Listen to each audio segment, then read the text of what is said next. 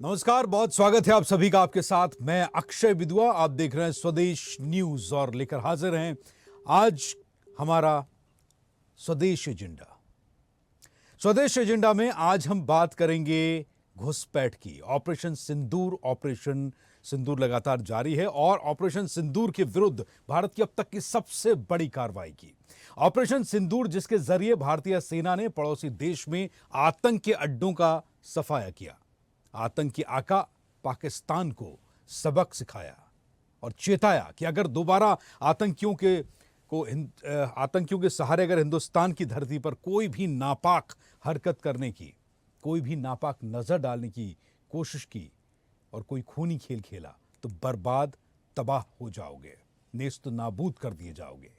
आतंकवाद के खिलाफ भारत के एजेंडे ने साफ कर दिया है कि भारत की धरती पर अब आतंकवाद को पनपने नहीं दिया जाएगा। आतंकवाद का सफाया करके ही दम लिया जाएगा और यही वजह है कि ऑपरेशन सिंदूर के बाद अब प्रधानमंत्री नरेंद्र मोदी, गृहमंत्री अमित शाह और रक्षा मंत्री राजनाथ सिंह ने सेना के बीच अपनी मौजूदगी दर्ज कराकर सेना की हौसला अफजाई की है। आतंकवाद को जड़ से खत्म करने के लिए सेना के साथ ही सुरक्षा बलों को खुली छूट दे दी है। विदेश मंत्री एस जयशंकर ने साफ कर दिया है कि पाकिस्तान के पास आतंकवादियों की एक सूची है जिसे उसे हमें सौंपना होगा।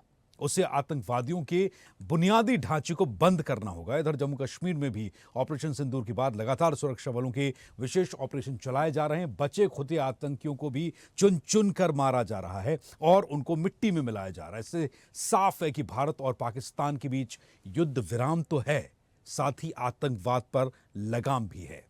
तो क्या अब यह माना जाए कि हिंदुस्तान की धरती पर आतंकवाद और आतंकवादियों के लिए कोई जगह मुफीद, मुनासिब नहीं बची है? चर्चा करेंगे आज हम स्वदेश एजेंडा में, लेकिन सबसे पहले एजेंडा की स्पेशल रिपोर्ट देखिए, खबर समझिए, हम लौटेंगे।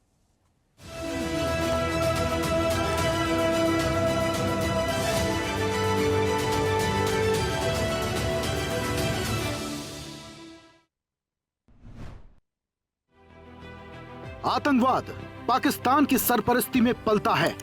पाकिस्तान आतंकवादियों का पनाहगार है। पाकिस्तान आतंक को पालता पोसता है। ऑपरेशन सिंदूर के बाद पाकिस्तान का यह घिनौना सच अब दुनिया के सामने और भी पुख्ता हो गया है, क्योंकि भारतीय सेना के शौर्य ने ऑपरेशन सिंदूर के जरिए भारत ने आतंकियों के हेडक्वार्टर उजाड़ दिए। भारतीय सेना ने पाकिस्तान के सीने में बसे आतंकी अड्डों को खंडहर बना दिया।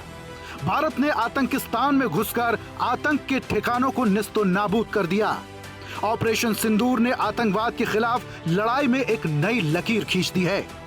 प्रधानमंत्री नरेंद्र मोदी का पाकिस्तान को दो टूक संदेश है कि पाकिस्तान के खिलाफ सेना की जवाबी कार्रवाई स्थगित की गई है, खत्म नहीं। आतंकवाद के खिलाफ हिंदुस्तान की जंग जारी है। भारत पाकिस्तान के बीच सीज फायर के बाद भी सुरक्षा बलों का ऑपरेशन लगातार जारी है। जम्मू कश्मीर में भी आतंकियों की धरपकड़ के लिए सुरक्षा बल मुस्तैद हैं। जम्मू कश्मीर के शोपिया जिले के केलर में बुधवार को भारी मात्रा में हथियारों का जखीरा बरामद हुआ। इसमें AK-47 गन समेत कई तरह की बंदूकें, हैंड ग्रेनेड, हजारों की संख्या में गोलियां मिली। शोपिया के केलर में 13 मई को सुरक्षा बलों के साथ मुठभेड़ हुई। शोपिया के केलर स्थित शुक्रू फॉरेस्ट एरिया में भी मुठभेड़ हुई, जिसमें लश्कर ए तैयबा के 3 आतंकियों को ढेर किया गया। आतंकियों में लश्कर का टॉप कमांडर शाहिद अहमद कुट्टी भी ढेर हुआ। मंगलवार को भी कश्मीर के शोपिया में एक आतंकवादी मारा गया। जम्मू कश्मीर के पुलवामा जिले के त्राल में आतंकियों से मुठभेड़ हुई। सुरक्षा बलों ने जैश ए मोहम्मद के 3 आतंकियों को मार गिराया। जैश ए मोहम्मद का कमांडर आसिफ अहमद शेख भी शामिल है। अब सीमा पर सुरक्षा बलों की चौकसी है, तो सीमा के भीतर जम्मू कश्मीर के कई जिलों में आतंकियों की तलाश में सर्च ऑपरेशन जारी है। आतंकियों का जड़ से सफाया करने के लिए भारतीय सेना के साथ सुरक्षा बल ने कमर कस ली है। इस बीच जम्मू कश्मीर में सुरक्षा की समीक्षा करने के लिए केंद्रीय रक्षा मंत्री राजनाथ सिंह श्रीनगर पहुंचे। सुरक्षा बलों के जवानों से मुलाकात भी की। राजनाथ सिंह ने कहा कि आज आतंकवाद के खिलाफ भारत की प्रतिज्ञा कितनी कठोर है कि हम न्यूक्लियर ब्लैकमेल की भी परवाह नहीं करते। साथियों, आज आतंकवाद के खिलाफ भारत की प्रतिज्ञा कितनी कठोर है, इसका पता इसी बात से चलता है कि हमने उनके न्यूक्लियर ब्लैकमेल की भी परवाह नहीं की है। पूरी दुनिया ने देखा है कि कैसे गैर जिम्मेदाराना तरीके से पाकिस्तान द्वारा भारत को अनेक बार एटमी धमकियां दी गई हैं। आज श्रीनगर की धरती से मैं पूरी दुनिया के सामने यह सवाल उठाना चाहता हूं कि क्या ऐसे गैर जिम्मेदार और रोग नेशन के हाथों में परमाणु हथियार सुरक्षित हैं? मैं दुनिया के सामने यह सवाल खड़ा करना चाहता हूं। पाकिस्तान एक बार फिर आतंकवाद के मुद्दे पर वैश्विक मंच पर बेनकाब हो चुका है। दरअसल हाल ही में शहबाज शरीफ की सरकार ने ऑपरेशन सिंदूर के दौरान ध्वस्त हुए आतंकी ठिकानों के पुनर्निर्माण और मारे गए आतंकियों के परिवार को मुआवजा देने की घोषणा की है। ऐसे में जग जाहिर है कि ना तो पाकिस्तान कभी अपनी हरकतों से बाज आने वाला है और ना ही कभी सुधरने वाला। अब पाकिस्तान का नजरिया भले ही आतंक और आतंकी संगठनों की रहनुमाई का हो, लेकिन प्रधानमंत्री नरेंद्र मोदी ने पाकिस्तान के साथ पूरी दुनिया को स्पष्ट संदेश दे दिया है कि टेरर और टॉक एक साथ नहीं चलेगा। पाकिस्तान के साथ अब कोई भी बात होगी तो आतंकवाद और पीओके पर होगी। हिंदुस्तान की सरजमी पर कोई भी आतंकी हमला अब एक्ट ऑफ वॉर माना जाएगा। प्रमोद श्रीवास्तव, स्पेशल रिपोर्ट, स्वदेश न्यूज। तो कोई भी आतंकी हमला वायलेशन माना जाएगा सीज फायर का।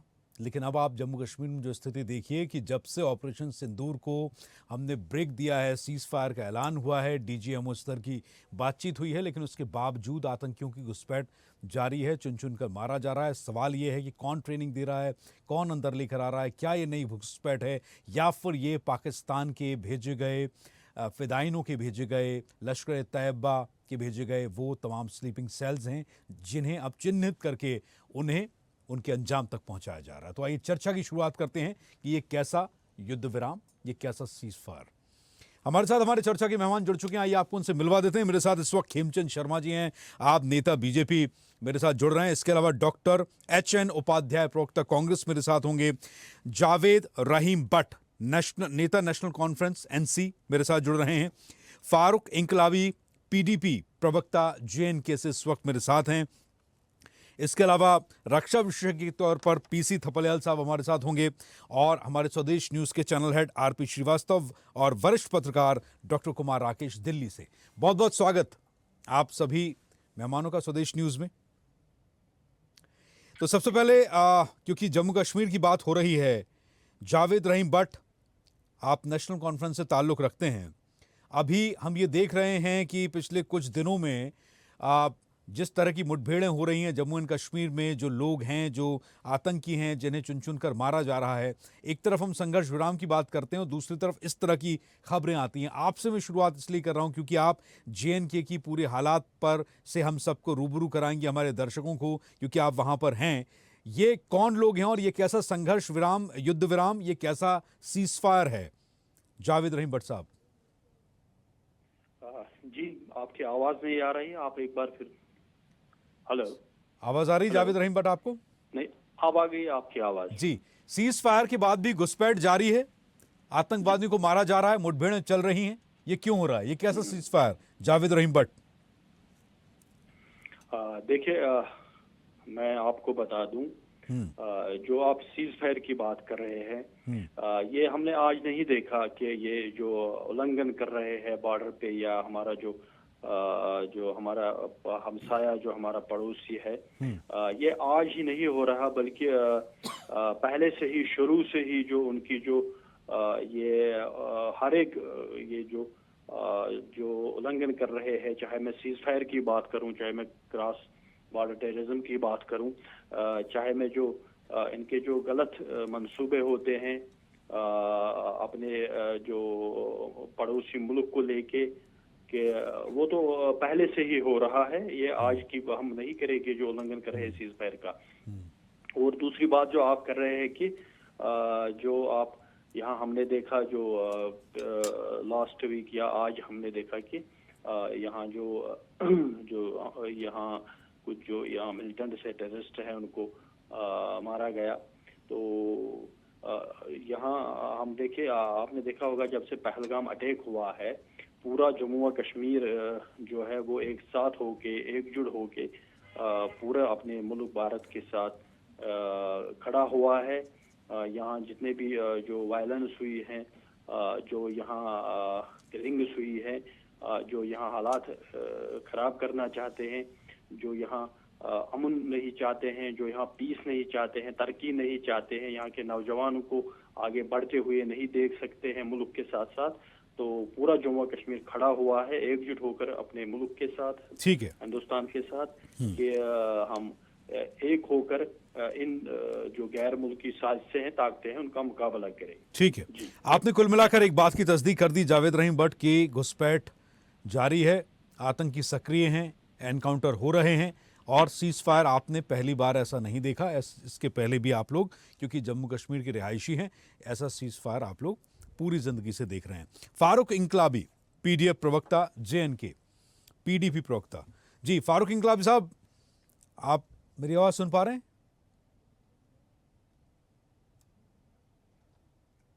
फारूक इंकलाबी, ठीक है। फारूक इंकलाबी साहब कुछ देर में हमारे साथ जुड़ेंगे, अभी फिलहाल वो इस वक्त मौजूद नहीं है। पीसी थपलियाल साहब हैं। थपलियाल साहब, आपके पास में क्या इनपुट्स हैं, कुछ अपडेट ऐसा कि, क्योंकि ये जो लोग मारे जा रहे हैं, मेरा सवाल इस बात को लेकर है क्योंकि हम देख रहे हैं कि पिछले ऑपरेशन सिंदूर को लेकर और सीज फायर उल्लंघन के बाद, सीज फायर के ऐलान के बाद अब तक करीब 8 टेररिस्ट को मारने का दावा सुरक्षा बलों ने, हमारी फोर्सेज ने जेएनके में किया है। मेरा सवाल ये है और मेरी चिंता ये है कि क्या इसी तरह सीज फायर होता रहेगा?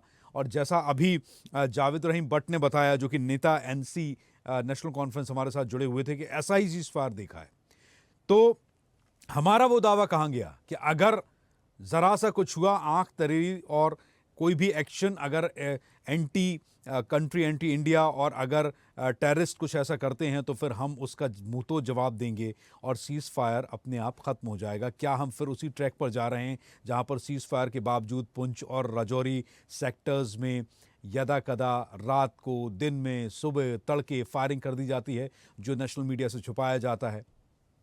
क्या वही ट्रैक फिर से शुरू हो रहा है? पहलगाम की घटना से पहले देश को ये विश्वास दिलाया गया था कि सब कुछ ठीक हो गया है 370 के बाद, और वहां पे पर्यटक जा सकते हैं। कोई संसद में पूरी तौर से हमारे वरिष्ठ नेताओं ने, हमारी सरकार के कर्णधारों ने पूरे देश को विश्वास में लिया कि अब कुछ नहीं, सारी समस्या हल हो गई है, 370 हमने खत्म कर दी। लेकिन उसके बाद पहलगाम हुआ। पहलगाम के बाद जो 4 थे उनको हम इस तरह से वो ऑपरेशन लेके अंदर आ गए, ऐसी सुरक्षित जगह जहां की पर्यटक बड़े सुकून से ऐसे घूम रहे थे कि मानो कि अशोक वाटिका में घूम रहे हों। लेकिन वहां पे किस तरह से इनका बड़े आराम से, बहुत मतलब वो कपड़े उतार रहे हैं, धर्म पूछ रहे हैं, ये बताया गया। और इस इतने बड़े पीरियड में हम लोगों की सुरक्षा उनको नहीं कह पाए, ठीक है, हम उसको भी भूल गए। फिर हमको ये बताया गया कि अब यहाँ आतंकी संगठनों को हमला किया जाए ऑपरेशन सिंदूर के तहत। 15 दिन के बाद जब पूरे देश एकजुट होकर एक साथ, पूरा सर्वदलीय ने सरकार को बोला कि हम तुम्हारे साथ हैं, यही अभी भट्ट साहब बता रहे थे कि समस्त कश्मीर साथ था सरकार के इस एक्शन के लिए, ऑपरेशन सिंदूर को समर्थन देते हुए। और अमर जब सिंदूर हुआ, हमें बताया गया कि ठिकानों को हमने नष्ट नाबूद कर दिया, आतंकवादी मर गए हैं।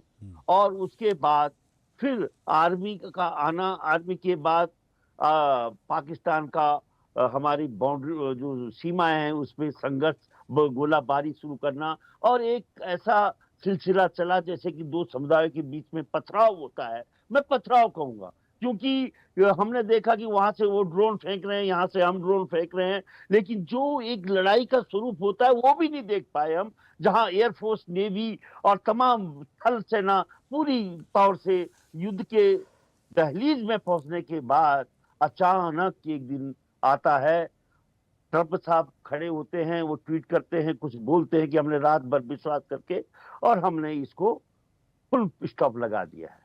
और लगा भी फुल स्टॉप, दोनों डीजीएमओ की बातें हुई और हमने देखा कि फुल स्टॉप लग गया। लेकिन उसके बाद हमारी सरकार ने बोला नहीं नहीं, ट्रम्प का कोई रोल नहीं था, ये था हमने डीजीएमओ के माध्यम से पाकिस्तान के डीजीएमओ हमें बोला, हमने डीजीएमओ ने और हमने ऑपरेशन किया। इसके बाद फिर ये प्रक्रिया शुरू होना हमें चिंता के घेरों में डालती है कि जिसको हम कमर तोड़ दी थी, जिसका नेस्ता नबूद कर दिया था, फिर पैदा होकर हमारे देश में घुसने लग गए हैं। और या फिर अपनी कहीं इज्जत बचाने के लिए सरकार ये काम तो नहीं कर रही है, क्योंकि देश में दो विचारधाराएं पैदा हो गई हैं। एक जो शंका के तौर से सरकार को देख रही है, और एक वो कि जो आंख बंद करके सरकार को विश्वास कर रही है। और ऐसा तबका भी है जो हमारे सीनियर आर्मी अफसर पे उंगली उठाते हुए आतंकियों की बहन कहता है।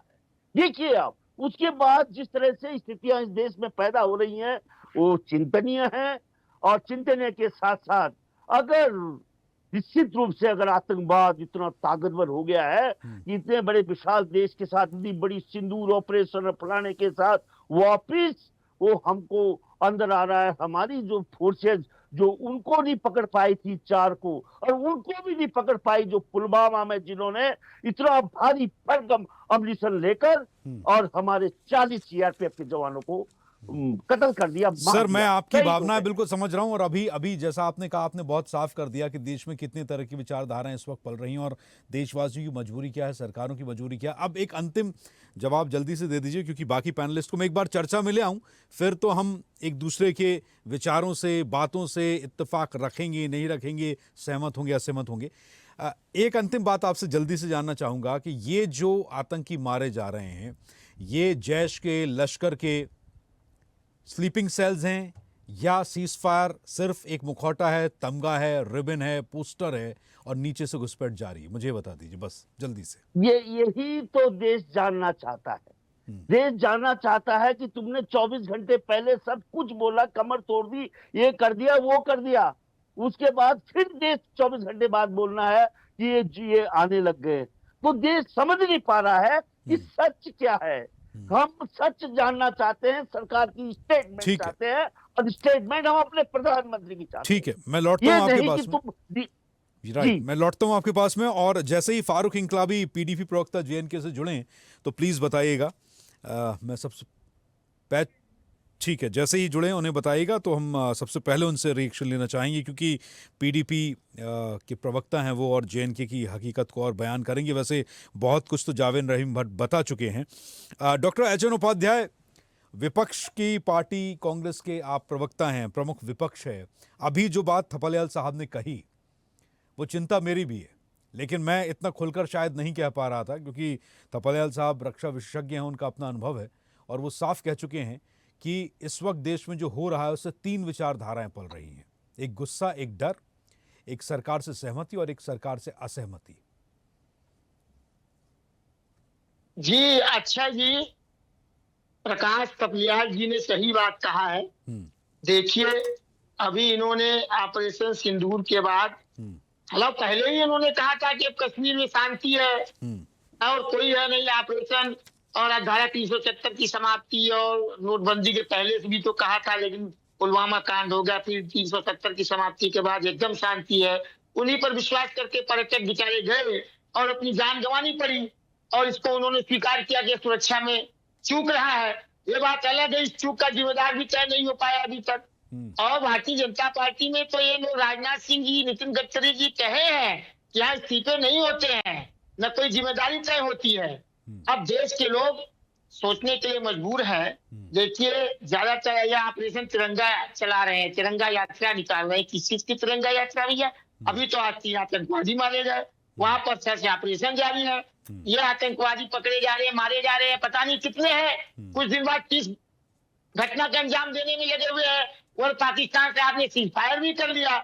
और ट्रंप जी के दबाव में ट्रंप ने कहा है, अब किसका दबाव, ये तो स्वीकार नहीं कर रहे हैं, उसका बहुत विरोध कर रहे हैं। खैर, जैसे मोदी जी है, जैसे ट्रंप जी है, अपनी बात कहते हैं, अपनी बात से मुकरते भी है, इसका बहुत वो नहीं है, दबाव पड़ेगा। ट्रंप से कहेंगे अरे भाई हमारी बड़ी बेइज्जती हो रही है, आप कह दीजिए, तो कह भी देंगे कि नहीं हमने कोई मध्यस्थता नहीं किया। अब ट्रंप के लड़के भी कह रहे हैं। अब बताइए, दादागिरी तो कर ही रहे थे ट्रंप जी, अब उनके लड़के भी दादागिरी कर रहे हैं कि हमारे बाप, हमारे पिताजी ने मस्का करके संघर्ष विराम करवाया है। अब रह गया कि संघर्ष विराम में हमने पाया क्या, जब आतंकवादी घटनाएं हो ही रही है और जो है आतंकवादी मारे ही जा रहे हैं, आज सर्च ऑपरेशन जारी है, अब वो 4 पहलगाम वाले पकड़े ही नहीं गए, वो कहाँ गए हवा में वो गए, सर कुछ पता नहीं चल रहा है। वो तो उन 100 से ज्यादा आतंकियों में शामिल है ना, जिन्हें जन्नत नसीब हो चुकी है। वो वो रूहों के ये अब आप कह रहे हैं। हूरों के पास पहुंचा दिए गए हैं। वो तो 70 हूरों के नहीं पास। नहीं, ये पाकिस्तान ने स्वीकार कर लिया, और क्या जो है हाफिज सईद और उसके जो है अजहर महमूद, इन लोगों को ले आए क्या? चलिए उनको हमने कह दिया, उनके आका जो है उस पर कोई बात हुई ऑपरेशन सीज फायर में, उनको हमको सौंप दीजिए, मुकदमा चलाएंगे, दोषी है ये हमारे यहाँ घटनाओं के लिए, तो उनको मारा गया। अब कहते हैं उनके परिवार के लोग मारे गए। अरे भैया क्या वो मानेगा? फिर वो तो आतंकवादी कम चलाएगा ही। इससे पहले वहाँ के मैं लौटूंगा। राष्ट्रपति मुशर्रफ ने कहा ही था। जी, जी, जी। तो देश में बहुत नाराजगी है, राइट। गुस्सा है कि हमने सीज फायर कर लिया, लेकिन हमारा जो उद्देश्य था क्या वो पूरा हुआ? और ये जो है इस ऑपरेशन सिंदूर को राजनीतिक ओट के रूप में इस्तेमाल कर रहे हैं, तिरंगा यात्रा निकाल रहे हैं। बताइए ठीक है, मैं लौटूंगा। किस तिरंगा यात्रा ये नहीं समझ पा रहे मैं हैं। लौटूंगा आपके पास। जी। डॉक्टर कुमार राकेश वरिष्ठ पत्रकार मेरे साथ हैं। फिर मैं खेमचंद शर्मा जी से भी बात करूंगा, सरकार की पार्टी के प्रवक्ता हैं, वो भी हमसे बात करेंगे। कुछ देर में कुमार राकेश हमारे साथ जुड़ेंगे। खेमचंद शर्मा जी, जो ये ब्यूटी सिर्फ हमारे देश में है, ये खूबसूरती है लोकतंत्र की कि हम यहाँ पर बैठकर टीवी चैनल्स में या फिर तमाम प्रवक्ता पार्टी के या और भी वरिष्ठ समीक्षक जो हमारे पैनल में होते हैं वो सरकार के फैसलों की समीक्षा कर रहे हैं। लेकिन चिंता इस बात की हम सबको होनी चाहिए राजनीति से इतर कि अगर सीज फायर है तो फिर ये पैदल सेना पाकिस्तान की आतंकवादियों की, ये ट्रेंड फिदायीन, ये ट्रेंड टेररिस्ट घुसपैठ कहाँ से कर रहे हैं? और अगर ये हो रहा है पिछले 70 सालों से, तो फिर इस सीज फायर में नया क्या था? शर्मा जी। नमस्कार, जय हिंद, भारत माता की जय। जय। देखिए, बहुत दुख हुआ, दोनों ही जो आपके पैनलिस्ट हैं उन्होंने इस तरीके से बात की। पहले पैनलिस्ट प्रकाश जी तो कह रहे थे कि हम तो वो देख ही नहीं पाए किस तरीके से भारतीय सेनाओं ने पाकिस्तानी सेनाओं पे अरे ये कोई मूवी है क्या, कोई नाटक है क्या कि आपको लाइव टेलीकास्ट दिखाते? ये कोई आईपीएल का मैच है आपको लाइव टेलीकास्ट दिखाते? कैसी बातें कर रहे हैं? हमारी सेनाओं ने एक्शन लिया, हमारी सेनाओं ने कहा कि हमने किया है, तो हमें मानना है कि हमने किया है। आप सेनाओं की बात में नहीं मानना चाहते। और अभी दूसरे पैनलिस्ट क्या कह रहे हैं, क्या पाकिस्तान ने मान लिया कि वो टेररिस्ट मारे गए? अरे कुछ तो शर्म करो यार, यहाँ की खाते हो, यहीं की थाली में छेद कर रहे हो। पाकिस्तान मानेगा तो हमारी सेना पे आप विश्वास करोगे। आप पाकिस्तानी हो या भारतीय हो? खुद कर रहे हैं लोग आप पे। किस तरीके की घटिया मानसिकता है? अपनी सेना कह रही है, अपनी सेना वीडियो दिखा रही है, एविडेंस दिखा रही है, उसको नहीं मानना है, पाकिस्तानी की मानना है। पाकिस्तानी बोलेंगे तो मानेंगे। और आपका जो फूफा ट्रंप है, मैं गुस्से में बोल रहा हूं, उसने भी यू टर्न ले लिया है कि उन्होंने मीडिएशन नहीं कराई। पढ़ लो गूगल करके, अभी न्यूज है, लेटेस्ट न्यूज है। उन्होंने कहा है कि मैंने सिर्फ टेंशन कम करने में सहयोग किया, मैंने कोई भी नेगोशिएशन या मैंने मेरी वजह से या मेरी धमकी की वजह से ऐसा कुछ नहीं हुआ है। पढ़ लो, लेटेस्ट न्यूज है।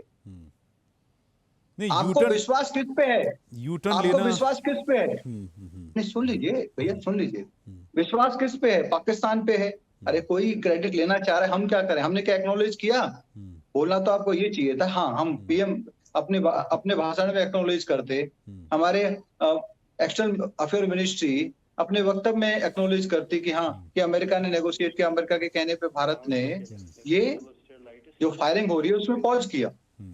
ये तो प्रॉपर सीज फायर भी नहीं है, पॉज किया। पाकिस्तान की रिक्वेस्ट पे, पाकिस्तान की विनती पे, पाकिस्तान जो गिड़गिड़ाया तो हमने पॉज किया। और अब आता है सवाल कि भाई ये आतंकवादी आ रहे हैं तो पॉज का क्या मतलब? आतंकवादी तो आए हुए बैठे थे ना। तो हमारा जो ऑपरेशन सिंदूर है वो तो ऑन है, बंद थोड़ी हो गया है। हमारी तीनों फोर्सेज ने बोला है operation Sindoor is on. Pause on firing, firing पे पॉज हुआ है। ऑपरेशन सिंदूर इज ऑन, अभी भी चल रहा है। फायरिंग पर पॉज हुआ है, एयर स्ट्राइक पर पॉज हुआ है, मिसाइल स्ट्राइक पर पॉज हुआ है, ड्रोन हमलों पर पॉज हुआ है। और अब लास्ट आता है, सुन लीजिए प्लीज। दो लोग बोले, बहुत ही नकारात्मक बोले हैं, इसको थोड़ा क्लेरिफाई करना बहुत जरूरी है। हमें क्या मिला?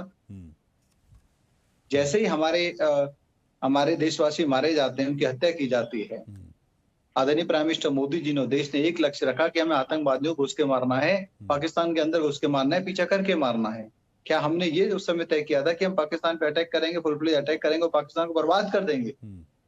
हमारा लक्ष्य 100% प्राप्त हुआ। हमने ना सिर्फ पीओके में बल्कि हमने पंजाब रीजन जो है पाकिस्तान का, उसमें घुस के मारा। जो पाकिस्तान की आत्मा है, पाकिस्तान को जो 100% कंट्रोल करती है वहां की सेना, वहां के लोग, एडमिनिस्ट्रेटिवली सेना में हर तरीके से हमने वहां घुस के मारा। ठीक है, और एविडेंस दिखाए। घुसपैठ पर क्या कहना है? सीज फायर के बाद घुसपैठ पर क्या आप कहेंगे? घुसपैठ पे कह रहा हूँ, cease fire is a pause of firing. ये सीज फायर भी नहीं पूरी। जो घुसपैठ तो ऑलरेडी जो घुसपैठी है हमारे यहाँ पे घुसे हुए, हम जानते हैं कि बहुत सारा डेमोग्राफिक एरिया ऐसा है, जंगल का एरिया है कि वहां पे जो घुसे हुए थे छुपे हुए हैं। ऑपरेशन ऑन है, ढूंढ ढूंढ के मारा जा रहा है, न्यूट्रलाइज किया जा रहा है और न्यूट्रलाइज करके ही छोड़ेंगे। सफाई जारी है। जावेद रहीम भट्ट ने जम्मू कश्मीर से जो बात कही आपके सामने, नेशनल नेता हैं नेशनल कॉन्फ्रेंस के, जावेद रहीम भट्ट जिस तरह की स्थिति बता रहे हैं कि सीज फायर का मतलब यही एक लॉलीपॉप हमेशा से रहा है। मेरा आपसे ये जानना है, ये पूछना है खेमचंद शर्मा जी, कि अगर सीज फायर के बाद भी घुसपैठ होती रही और पाकिस्तान अपने षड्यंत्र, अपनी रणनीति, अपनी कूटनीति पर काम करता रहा, फिर किसी दिन ऐसा ही फिदायन हमला होगा, फिर किसी दिन ऐसे ही पर्यटकों पर गोलाबारी होती रहेगी, फिर हम एक नया पूरी स्ट्रेटेजी बनाएंगे, फिर कोई स्ट्राइक होगी। भैया आपका चैनल अच्छा चैनल है, पूरे देश में देखा जाता है। मैं आपको बता दूं, आप भी उसको स्टेटमेंट को रिपीट करना। कोई भी आतंकवादी घटना एक्ट ऑफ वार मानी जाएगी, ये अब हमारी पॉलिसी है। और अब भारत को, हमारी सेनाओं को कोई पॉलिसी के लिए वेट नहीं करना, सेनाओं को पूरा एम्पावर किया गया है। एक्ट ऑफ वॉर का जवाब कैसे देना है सेनाओं को पता है, कैसे दिया है ये पाकिस्तान को भी पता है। तो घुसपैठ को आप कैसे देखते हैं? आप इस घुसपैठ को बताएंगे। अब मैं कंप्लीट करूं क्या? आप यदि काउंटर क्वेश्चन करें, घुसपैठ वहां पे हजारों किलोमीटर की एक दुर्गम परिस्थितियों में, या आप कह सकते हैं दुर्गम क्षेत्र वाला एक बॉर्डर है, जिसमें हम लोगों ने फेंसिंग भी की है। अभी सैटेलाइट लॉन्च की खबर आई है कि जो आसमान से वॉच करेगी, आसमान से पूरी तरीके से जासूसी भी करेगी, वॉच भी करेगी, उसको लॉन्च किया है। तो हम आसमान से भी मॉनिटरिंग कर रहे हैं। साथ ही साथ वहां पे जितने भी और हथियार लगाए जा सकते हैं, फौज के डिप्लॉयमेंट की जाती है, वो सब किया जा रहा है। अब जो लोकल हैंडलर्स हैं, जो लोकल सिंपैथाइजर्स हैं, उनको न्यूट्रलाइज किया जा रहा है। न्यूट्रलाइज किया गया, इसीलिए करोड़ों की संख्या में लोग पहुंचे। और चौथा, लास्ट बट नॉट लीस्ट, जहां पे जड़ है, जहां से फीडिंग की जाती है, तो फीडिंग स्पेसिस को हम लोगों ने खत्म किया है। और पाकिस्तान को वार्निंग भी दी है कि अगर आपके यहाँ से अब फीडिंग आएगी तो हमारी सेना उसको एक्ट ऑफ वॉर मान के जवाब देगी। ठीक है खेमचंद शर्मा जी। जिनको हम लोग न्यूट्रलाइज कर रहे हैं, आप ये नहीं कह सकते कि अभी तुरंत इस लड़ाई के बाद घुसे। ये तो घुसे हुए थे, उनको तो सफाई करने में लगे हुए, सफाई करके छोड़ेंगे। ठीक है, चलिए मैं लौटूंगा आपके पास में। फारूक इंकलाबी जुड़े हैं क्या? नहीं जुड़े हैं अभी।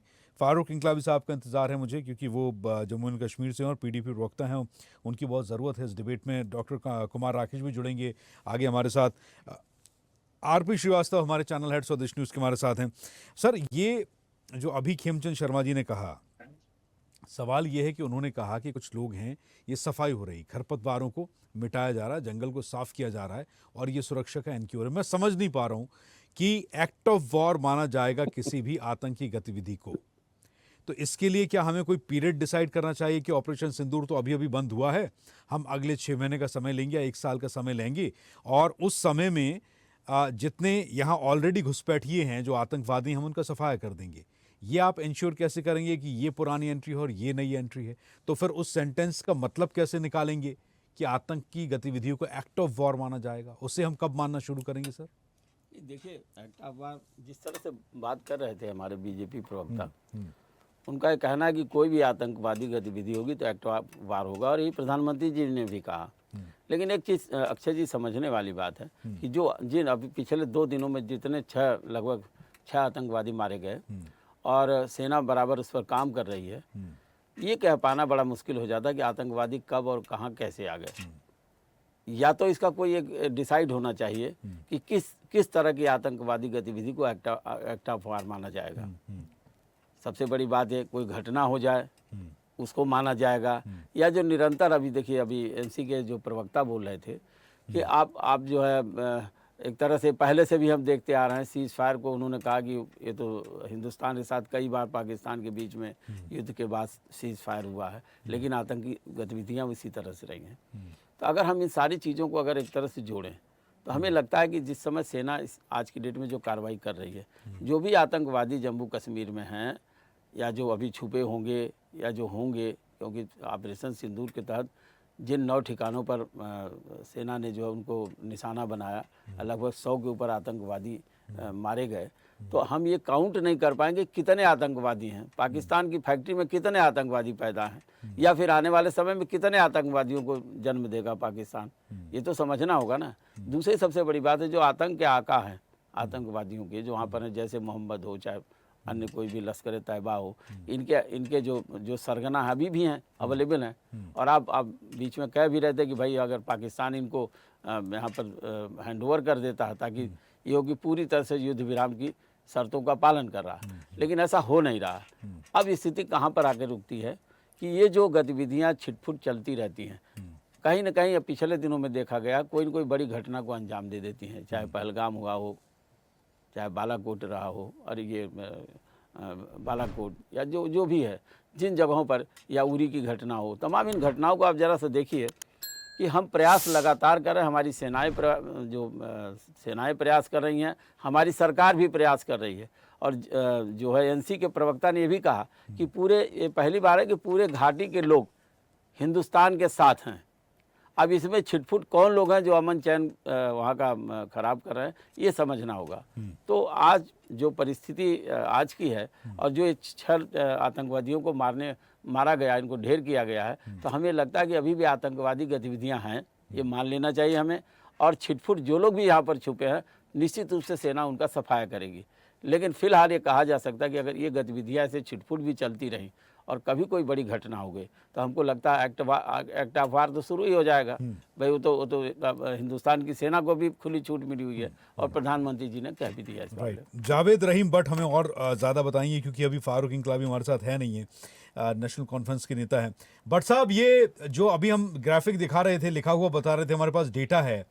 पहले डॉक्टर कुमार राकेश का मैं स्वागत कर दूं, आप हमारे डिबेट में शामिल हो चुके हैं। स्वागत है राकेश जी आपका स्वदेश न्यूज़ में। तो जावेद रहीम भट्ट, आप नेशनल कॉन्फ्रेंस के नेता हैं, और अभी जो हम डेटा दिखा रहे हैं अपने टीवी स्क्रीन पर कि कितने आतंकी पकड़े गए, मारे गए, कितनी गोलियां, बॉम्ब, असला, बारूद, वेपन्स उनके पास से बरामद हुए हैं। और जैसा आपने सुना अभी खेमचंद शर्मा भी बता रहे थे कि ये घुसपैठ पुरानी हो सकती है। हम डिफरेंशिएट कैसे करें जावेद रहीम भट्ट, और हम इस किसी भी आतंक की गतिविधि को एक्ट ऑफ वार माना जाए, इसको हम कैसे जस्टिफाई करें? ये आतंकी गतिविधि नहीं है क्या? और घुसपैठ नई है या पुरानी है? हथियारों का जखीरा, ये सब कहां से आ रहा है? हम कैसे डिफाइन करेंगे ये सब कुछ? भट्ट साहब,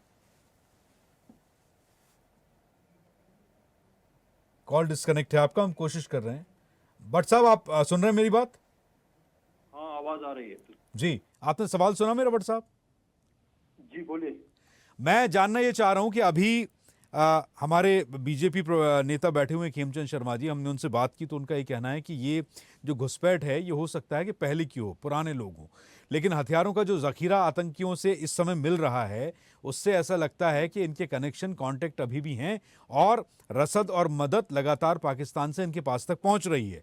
हमारी डेफिनेशन जो है सरकार की सीज फायर की, वो ये है कि किसी भी आतंकी गतिविधि को हम एक्ट ऑफ वॉर मानेंगे।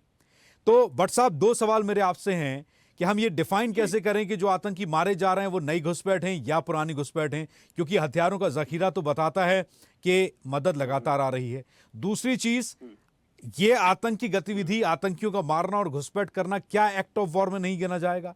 आप पहले ही बता चुके हैं कि हमने तो ऐसे ही सीज फायर देखा है, तो अभी नई डेफिनेशन को सीज फायर की और आतंकी घुसपैठ को आप कैसे देख रहे हैं जावेद रहीम भट्ट?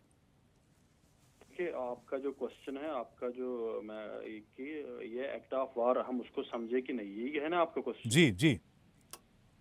देखिए, हम पिछले 30 सालों से हम ये सह रहे हैं। मतलब खासकर मैं अगर जम्मू कश्मीर की बात करूं, पिछले लास्ट जो 30 ईयर है को हम ये सह रहे हैं। जो यहाँ चाहे हम जो इन्फिल्ट्रेशन की बात करें, चाहे आतंकी साजिशों की बात करें, चाहे हम कुछ और करें, आप मुझे लगता है उसको इतना टॉलरेट करना, इसको इतना बर्दाश्त करना शायद ये ठीक नहीं होगा। तो इसलिए हम ये अच्छी बात हुई कि जो हमारी जो एक डिफेंस पॉलिसी है या हमारा जो अंदरूनी जो हमारा जो सलामती है कि उसको कि हम एक्ट ऑफ वार समझे, ताकि जो एक मैसेज यहाँ से जाए, जो एक संदेशा यहाँ से जाए कि अब वो वक्त आ गया है कि अगर हम पे कुछ भी हुआ तो उसका जो बदला होगा वो बिल्कुल हम उसको बिल्कुल उस पे वार करेंगे, जो भी साजिशें होगी तो अब कोई भी बर्दाश्त नहीं। मुझे लगता है ये एक अच्छी इस वक्त जरूरत है और ये सही है। ठीक है, डॉक्टर कुमार राकेश वरिष्ठ पत्रकार हमारे साथ हैं। डॉक्टर फारूक इंकलाबी पीडीपी प्रवक्ता का भी मैं इंतजार कर रहा हूं, अगर वो जुड़े तो। डॉक्टर कुमार राकेश, सवाल दो हैं अभी इस समय, और हमारा मुद्दा भी जो है डिबेट का वो ये कि ये कैसा सीज फायर, ये कैसा एक्ट ऑफ वॉर, आतंकियों के साथ मुठभेड़ हो रही है, हथियार असलाह बारूद उनके साथ मिल रहे हैं, ये नई घुसपैठ है, ये पुरानी घुसपैठ है, चुन चुन कर आप मार रहे हैं, ये सब कुछ हो रहा है। सवाल ये है कि एक्ट ऑफ वॉर को हम डिफाइन कैसे करें? सीज फायर रुक गया है लेकिन ऑपरेशन जारी है, हम मारते रहेंगे, ढूंढते रहेंगे, तो फिर घुसपैठ हो रही है, तो घुसपैठ हो रही तो फिर तो 70 सालों से ऐसा ही सीज फायर चल रहा था, तो इस बार के सीज फायर में नया क्या है सर? देखिए, इस बार के सीज फायर में नया ये है कि पाकिस्तान की आपाद मस्तक पाकिस्तान हिल गया। पाकिस्तान जो भारत के आजाद भारत के स्वतंत्र भारत के पहले प्रधानमंत्री हैं नरेंद्र भाई मोदी, जिन्होंने कहा जाकर के सामने में एक न्यूक्लियर ब्लैकमेलिंग नहीं चलेगी, जो पाकिस्तान के जितने नेता या मंत्री कहते थे, लेकिन एक बहुत ही अच्छे मंत्री पाकिस्तान के हैं, सच बोलने वाले हैं, उनका मैं खैर मकदम करूंगा। वो आसिफ साहब रक्षा मंत्री हैं। उन्होंने इस सीज फायर के प्रकरण ऑपरेशन सिंदूर के पहले उस दौरान बीच में पूरे विश्व में उनका एक इंटरव्यू चला कि हम तो पहले से ही भिखमंगे हैं, दरिद्र हैं, चंदों पे पलते हैं, हमको वेस्ट कंट्री नाम नहीं लिया अमेरिका का या ब्रिटेन का या जिसका भी, हम उनके दया पे पलते हैं, वो जो हमको कहते हैं सो हम करते हैं। और वो जो आसिफ साहब की जो सच बात है वो तब जाके सच होती है जबकि नूर शेख जो है जो 11 एयरपोर्ट है, लंबे नाम है, नाम लेकर के मैं उसको मेहमान मंडित करने की मेरी कोई इच्छा नहीं है, तो जो भी उनके एयर बेस पे भारतीय मिसाइल का, सेना का हमला नहीं हुआ अभी तक, ये बार कीजिएगा, भारतीय सेना ने कोई युद्ध अभी तक नहीं किया, अभी सिर्फ उन्होंने उनके फुलझरियों का जवाब दिया है। उनके जो चाइनीज मिसाइल फेल हुए, अमेरिकन कई F-16 दो अमेरिकन F-16 जो है विमान, फाइटर विमान ध्वस्त हुए, कोई नहीं बोलता, पूरे मीडिया को साफ सूंघ गया है भारत और अमेरिका। चाइना और अमेरिका जो नैरेटिव्स में इतना आगे निकला है कि हमारे प्रधानमंत्री नरेंद्र भाई मोदी को आदमपुर एयरवेज जाके बताना पड़ा कि हमारा आदमपुर एयरवेज सुरक्षित है, हमारा S-400 पूरी सही अवस्था में है, हमारा एक ब्रह्मोस का 2 ब्रह्मोस में पाकिस्तान समाप्त, ये पाकिस्तान को पता है। हम 100 देशों से ज्यादा मेड इन इंडिया हमारे जो प्रोडक्ट हैं, आर्सेनल्स हैं, एक्सपोर्ट हो रहे हैं। पिछले 10 वर्षों में हमारा जितना हमने रक्षा कवच तैयार किया है और जितने हमारे आर्सेनल्स तैयार हुए हैं अभूतपूर्व हैं। ये अमेरिका को भी, उनकी भी नींद हराम हो गई है। बेचारे ट्रंप साहब, मोदी जी ने भावनात्मक रूप से ट्रंप साहब से हाथ मिलाया था और एक दोस्ताना के रूप में भारत सरकार कोई भी पहली बार क्वाइड की मीटिंग में $75 मिलियन दिया था पिछले 2023 में अमेरिका को। शर्म तो आनी चाहिए अमेरिका को भी। अब भाई पाकिस्तान तो अब कहानी बता ही रहे हैं, शर्म नहीं, महाबेशर्म है। हम नहीं सुधरेंगे, मोटी चमड़ी है, हमको लात जूते मारो, मैं थेथर हूं, मैं भोथरा हूं, मैं मतरसुन हूं, मैं पाकिस्तान हूं। मैं भिखमंगा हूं, मैं भीख मांगता रहूंगा, मैं लात जूता खाता रहूंगा, मैं पाकिस्तान अभी हूं। फिर IMF से लिए पाकिस्तान ना 8,300 करोड़ रुपए। नहीं, आईएमएफ का लोन है अमेरिका। मेरे कई दोस्तों से बात हुई, उसमें वो बोल रहे हैं उनकी सफाई अब हो रही है ये पिटाई के बाद, कि चूंकि और भी अपुष्ट खबरें कई जगह मीडिया में छपी भी है, अमेरिकन अखबारों में कई जगह, कि टर्की के परमाणु रिएक्टर्स या पाकिस्तान के जो परमाणु रिएक्टर्स हैं वो अवैध संतान है अमेरिका के, उन्हीं का प्रोटेक्शन है उस पे। तभी वो बिल बिलाए जब वहां पे हमने उनको औकात बताई कि 10 किलोमीटर जो नूर खान बेस है वहां से 10 किलोमीटर इस्लामाबाद है और 20 किलोमीटर रेंज में किराना ही सब है, तो हम तुमको वहां ठोक सकते हैं, तो तुमको खत्म कर सकते हैं, नेस्तनाबूद कर सकते हैं, लेकिन हम नहीं है। भारत का चरित्र जो है, हमारी संस्कृति है, वसुधैव कुटुंबकम की है। हम one earth, one family, one future की बात करते हैं, लेकिन तुम नहीं सुधरोगे, हम सुधार देंगे। ये जवाब दिया हमारे प्रधानमंत्री ने। अमेरिका आज आपको नहीं मालूम है, आज जो ट्रम्प का स्टेटमेंट आया है, एप्पल को बोल रहा है बंद करो प्रोडक्शन। अरे एप्पल प्रोडक्शन बंद होगा तुम्हारी फैक्ट्री बंद हो थपलियाल जाएगी। साहब को जवाब देना चाह रहे हैं। थपलियाल साहब, पीसी थपलियाल साहब कुछ कहना चाह रहे हैं? सबसे ज्यादा खपत तो सबसे बड़ा बाजार तो हम है। वो कह रहा है चाइना से खरीदो, लोग चाइना छोड़ के गए। अचानक जो अमेरिका का चाइना प्रेम उभरा है, सोचने बात है। हमारे हम चौतरफा हम सजग हैं। थपलियाल साहब, आपको किसी बात पर ऑब्जेक्शन है? अक्षय, जस्ट 10 सेकंड में समाप्त करता हूं। आपने पूछा तो अभी जो है, जो अब एक्ट ऑफ वार है, जो उसी पे तो अमेरिका फंसा, चाइना फंसा और पाकिस्तान फंसा। उन्होंने कहा कि सीज फायर मान लिया, आगे बेगाने साधु अब्दुल्ला दीवाना, ट्रम्प साहब नाचने लगे, मैंने बंद करवा दिया, न्यूक्लियर बंद करवा दिया। अरे क्या बंद करवा दिया आपने? लेकिन हमारे कैबिनेट में था, if anything now in future any terrorist activities will treat as act of war. तो ये जो है, आप जो भी सीजर्स है, जो भी है, पुराने नहीं हैं। अब उनका ईंट का जवाब पत्थर से नहीं, लोहे से नहीं, आप देखिएगा कैसे जवाब मिलेगा। हमको किसी से डरने की जरूरत नहीं है। भारत कई मामलों में सशक्त है, हर मामलों में सशक्त है। 1998 याद कीजिए, अटल बिहारी वाजपेयी प्रधानमंत्री थे, पोखरण टेस्ट किया, अमेरिका ने धमकी दी, हम तुम्हारा बैन कर देंगे, बंद कर देंगे, तुम्हारा विरोध। क्या हुआ? झुक के आए बाद में।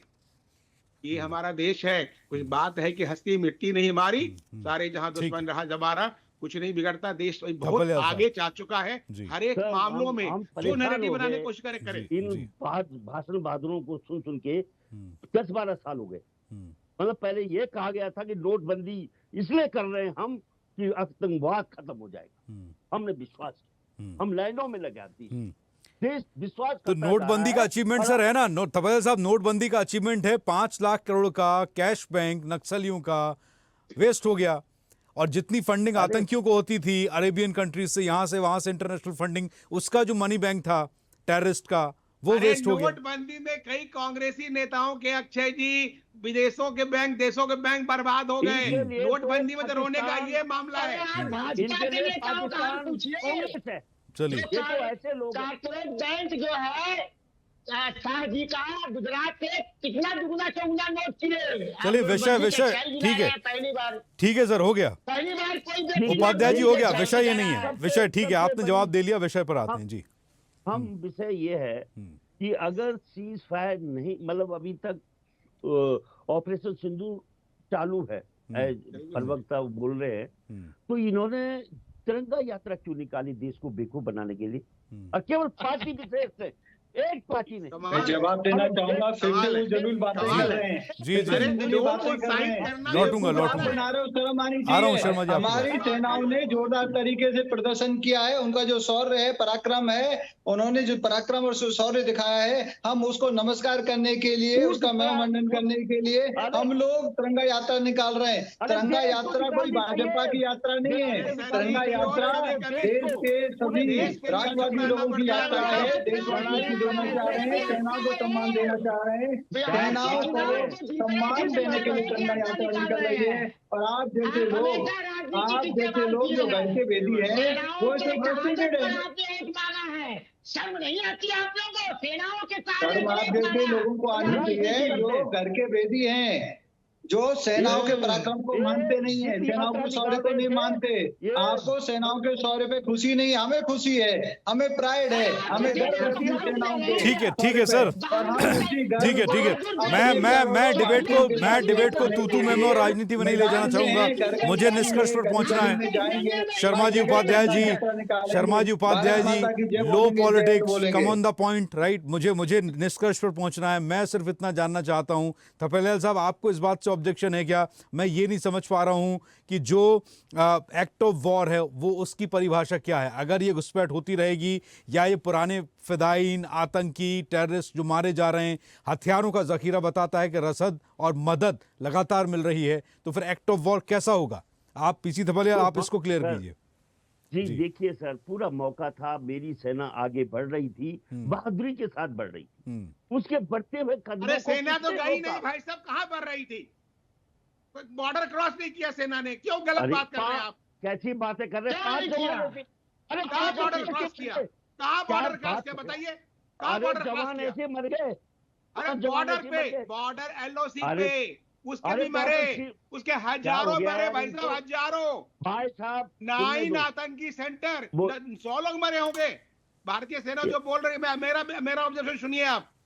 तो फिर 4,000 ज्यादा लोग मरे। किया तो फिर मीडिया नैरेटिव्स जो है ना, अमेरिका, चाइना, पाकिस्तान मिल करके आप उसमें शामिल हैं भारत को डाउन करने के लिए। शर्म आनी चाहिए आप जो भी हैं, या जिस पार्टी से। सॉरी, नहीं, पार्टी से नहीं, ये तो रक्षा विशेषज्ञ, रक्षा विशेषज्ञ हैं। आप यहाँ झूठ क्या बोलेंगे? वो पाकिस्तान रो रहा है, उनका किराना हिल्स का रो रहा है। क्या बोलेंगे? कहाँ झूठ बोलेंगे? देश के लिए भाई साहब, देश के लिए शांत हो जाइए। देश के लिए राष्ट्रवादी बनिए। पहले भारतीय हैं, बाद में कांग्रेस, जापानी, ठीक है। नाम कर रहे हैं कि जो बोला उसको देशद्रोही बता दिया। सवाल तो अरे पूछे भाई, नहीं। कौन देशद्रोही बोल रहा है? हम तो राष्ट्रवादी की बात कर रहे हैं। हम तो राष्ट्रवादी की बात कर रहे हैं। आप संघर्ष विराम कर दिए, अब सवाल नहीं पूछेगा आदमी। संघर्ष विराम तो किया है, तो सवाल पूछेंगे। आप सेना का मनोबल गिराएंगे, आप सेना का मनोबल गिराएंगे, सेना का मनोबल गिराएंगे। संघर्ष विराम पाकिस्तान के गिराने से हुआ है और हमारा लक्ष्य प्राप्त होने के चलिए, बाद हुआ है। सब अगर एक साथ बोलेंगे, 4 लोग, 4 माइक, 4 वॉल्यूम, जनता कुछ समझ नहीं पाएगी, दर्शकों को समझ नहीं आएगा। ठीक है उपाध्याय जी, ठीक है, सब लोग एक साथ बोलेंगे, कुछ समझ नहीं आ रहा, प्लीज, हो गया। ठीक है। जावेद रहीम भट्ट हमारे साथ हैं। जावेद रहीम भट्ट, आप नेता हैं नेशनल कॉन्फ्रेंस के। जावेद रहीम भट्ट एनसी के नेता हैं, जम्मू एंड कश्मीर से हमारे साथ जुड़े हुए हैं।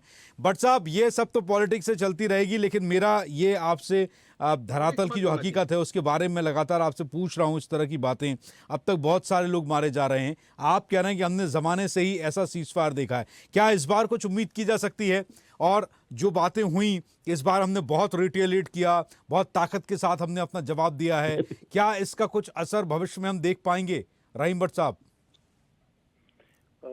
जी, जो इस बार जो रेक्ट हुआ है यहाँ से, मुझे लगता है जो जैसे हम कहते हैं कि जो पिछले 30 सालों से यहाँ जो भी हालात रहे हैं या जो भी इंस्टीट्यूशन रही है हमारे पड़ोसी की तरफ से, इससे जो इस बार जो यहाँ पे जो उसको एक साथ लिया गया पूरा कंट्री में, जो खासकर जो एक अच्छी जो बात है कि जो जम्मू कश्मीर के लोगों ने पहली बार ऐसा दिखाया है, तो मुझे लगता है आने वाले वक्त में होगा कुछ न कुछ इसका जरूर एक इम्पैक्ट होगा कि आने वाले वक्त में ऐसा जो हमारा जो पड़ोसी है या कि उसको 10 बार सोचना पड़ेगा फिर ऐसी। कुल मिला के जावेद रहीम भट्ट, आप सेटिस्फाइड हैं, आप संतुष्ट हैं जिस तरह का रिटेलिएट इस बार हमने किया, हमारी सेना ने किया, और पिछली कुछ सरकारों ने, आपने कहा कि अभी हमने जब भी सीज़फायर देखा ऐसा ही सीज़फायर देखा है। क्या हमने उरी के हमले के बाद हमने जो किया, उरी सेक्टर में हमने जो किया, इसके बाद हमने पुलवामा के बाद जो रिटेलिएट किया, इसके बाद पहलगाम के बाद हमने जिस तरह से रिएक्ट किया, तो आपको लगता है कि ये गवर्नमेंट उस तरीके से काम कर रही है जो कम से कम बहुत ज़्यादा, कुछ हद तक तो नहीं, बहुत ज़्यादा हद तक आतंकियों की घुसपैठ, आतंकियों के मंसूबे और इंडिया के खिलाफ, भारत के खिलाफ पनपने वाली उस तरह की सोच को हम दबा पाएंगे? नहीं, इस बार हमें जो देखने को मिला है, जो पूरा जो जम्मू व कश्मीर जो एक साथ खड़ा हुआ है, जो मैं पहलगाम जो इंसिडेंट हुआ है उसकी बात करते हैं हम, पूरा जो जम्मू व कश्मीर का चाहे मैं जो यहाँ पॉलिटिकल है या सिविल सोसाइटी है या मजहबी उलमा है या कोई भी जो समाज से है, तो वो एक साथ खड़ा होके जो उसके खिलाफ एक आवाज हुई, तो इससे मुझे लगता है कि जो आने वाले वक्त में जो भी यहाँ आने वाले के उस पर एक इसका इम्पैक्ट होगा। ठीक है खेमचंद शर्मा, समय कम है, उसके बाद मैं बहुत एक संक्षिप्त में रिएक्शन कुछ और लेना चाहूँगा। शर्मा जी, ये जो अभी चर्चा में जो बात निकलकर सामने आई कि लोग जो हैं संघर्ष विराम को लेकर भी गुस्से में, अभी चाहते थे कुछ और होना चाहिए, इंटरनेशनल पॉलिटिक्स जो भी हो, आपको नहीं लगता कि बहुत जल्द हम लोगों ने कंट्रोल करने की हम बात कर रहे हैं कि डीजीएम स्तर की बातचीत हो गई, लेकिन अगर इस तरह की घटनाएं होती रहीं तो क्या फिर से देश पूछेगा नहीं कि आपने नया क्या किया? जो घटनाएं अभी चल रही हैं, लोग गुस्से में नहीं है, लोग खुद से हैं।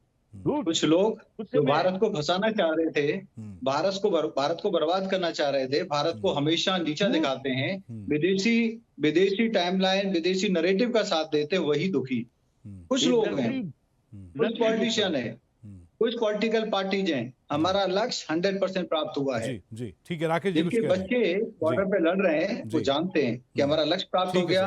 अगर पाकिस्तान ने हिमाकत की मुंह तोड़ जवाब दिया, उसके दोनों थुड़ी हमने लाल कर दी। फिर उन्होंने जब गिड़गिड़ाया तो हम लोगों ने पहुंच किया, हमारा ऑपरेशन ऑन है।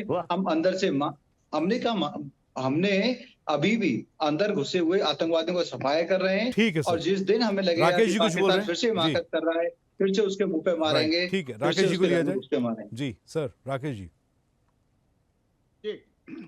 नहीं, मेरा अच्छा सिर्फ यही है, मैं जितने पैनल में लोग बैठे हुए हैं सबसे मेरा विनम्र निवेदन है, सविनय विनती है, जब देश की बात आती है, आप ठीक है मोदी जी से नफरत करते हो, जिससे बीजेपी से नफरत करते हो, सत्ता से नफरत करते हो, आप कीजिए, वो आप अपना निजी अधिकार है। लेकिन जो भारतीय सेना, देखिए दोनों दिन जो है भारतीय सेना ने संबोधन दिया, कोई पॉलिटिकल पार्टी रक्षा मंत्री होते तो आते, नहीं आए, ठीक है, नंबर 1। और नंबर 2, जब भारतीय सेना जो भी कार्रवाई कर रही है, उसके साथ जो पहली बार भारत के इतिहास में देश के मुसलमानों को मैं नमन करता हूं, ओवैसी से लेकर के भारत के कोने कोने से पाकिस्तान मुर्दाबाद का नारे लगाए, आतंकवाद मुर्दाबाद नारा, फिर आप उनके दोषी कैसे बताएंगे? तो जो सच है वो सुनना चाहिए, बोलना चाहिए। और जो भी पैनल में लोग हैं, जिस पार्टी से हो, उससे मुझे कोई गुरेज नहीं है, लेकिन भारतीय सेना ने जो पराक्रम दिखाया है उसको नमन करना चाहिए, देश के साथ खड़े होने चाहिए, और विदेशी नैरेटिव चक्कर में पड़ करके